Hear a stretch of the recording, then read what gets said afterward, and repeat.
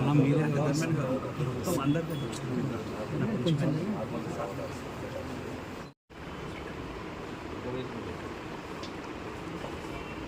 ఉన్నారు సార్ ఇక్కడ ఉన్నారు సార్ ఇప్పుడు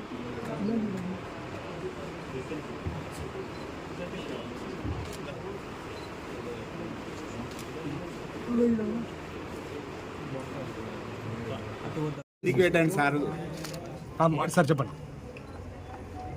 మొలచింతపల్లి చెంచు తాండాలో ఈశ్వరమ్మ అనేటువంటి మహిళపై నలుగురు వ్యక్తులు, అందులో చెంచు వాళ్ళు ఇతరులు కూడా ఉండి దాష్టికం చేయడం జరిగింది. చాలా కిరాతకంగా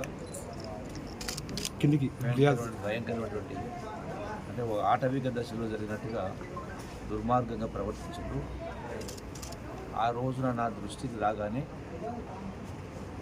మరుక్షణమే ఎస్పీ, డిఎస్పీ, సిఐ, ఎస్ఐ నలుగురితో మాట్లాడి ఎవరైతే ఈ దాడికి ఆ మహిళపై దాడికి పాల్పడినటువంటి వాళ్ళను నలుగురిపైన కేసు పెట్టేసి వాళ్ళని జైలు పంపడం జరిగింది. అంటే కళంకం, మానవాళ్ళకే కళంకం, చాలా జరుగుతూ ఉంది. అది దుర్మార్గం. వాళ్లకు 100% శిక్ష పడేటువంటి కార్యక్రమం జరుగుతుంది. రెండవది ఆ యొక్క ఈశ్వరమ్మ కుటుంబానికి ఇంకొకరి దగ్గర పని చేయాల్సిన పరిస్థితి రాకుండా ఆల్రెడీ వాళ్ళకు ఒక 2 ఎకరాల భూమి ఉంది.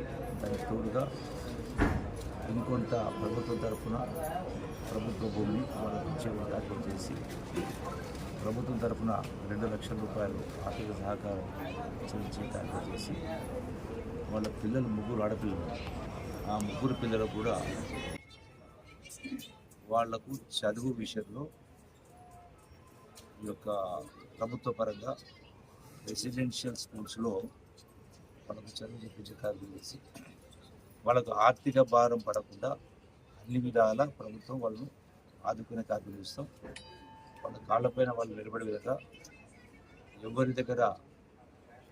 ఎవరి కాళ్ళు పట్టుకోవాల్సిన అవసరం లేకుండా స్వశక్తితోటి పైకి వచ్చే విధంగా అన్ని విధాల సహాయం ప్రభుత్వ పరంగా చేస్తాం.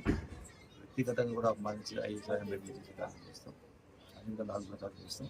ఇటువంటి దారుణాలు ఎక్కడ జరిగినా జరిగినా ఖచ్చితంగా